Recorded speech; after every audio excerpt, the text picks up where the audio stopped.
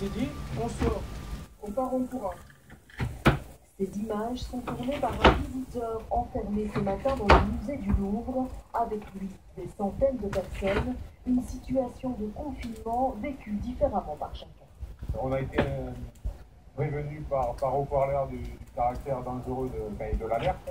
Donc, et ensuite, on nous a demandé de faire demi-tour, de revenir au point de départ de l'accueil du groupe. Et après, on nous a guidés dans une salle un peu plus sécurisée. Moi, j'ai pas paniqué parce que je viens d'Égypte, alors c'est pas quelque chose de nouveau, mais c'était dommage parce que c'est mon premier jour à Paris. Si tout s'est déroulé dans le calme, les forces de l'ordre ont néanmoins dû appliquer des mesures de sécurité pour la phase d'évacuation. On avait été bien briefé avant par le directeur de la sécurité et par le personnel. Il nous a dit vous sortez, on n'est pas sorti par les portes principales, on est sorti par les petites annexes. La porte principale de l'école du Louvre est toujours fermée avec des portes en fer. Arrêtez-le, manteau ouvert, sac ouvert. Cet événement rappelle une nouvelle fois l'importance de la vigilance des forces de l'ordre au quotidien. Et on se rend tout de suite à Paris où nous attend notre envoyé spécial. Bonsoir Sébastien Rosenfeld. La capitale française a été une nouvelle fois ciblée. Que ressentent les Parisiens autour de vous?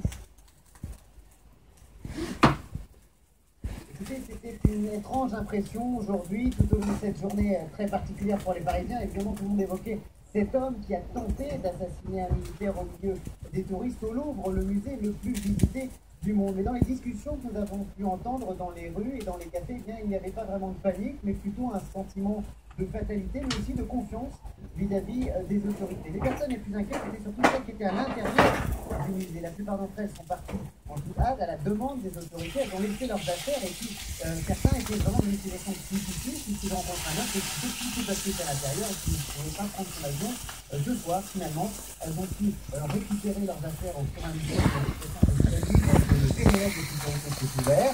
Et puis on a pu aussi croiser un certain nombre de personnes, des membres du musée qui expliquaient que durant cette journée particulièrement difficile, ils ont été bloqués. Une femme m'a expliqué qu'elle a été bloquée dans les réserves pendant plusieurs heures et qu'elle a attendu les consignes de sécurité. Mais désormais, la situation est beaucoup plus calme. Les touristes reprennent des photos ici au Louvre qui réouvrira demain à 9h et c'est essentiel car 7 millions de visiteurs viennent ici chaque année. C'est un enjeu essentiel pour la capitale et pour l'instant.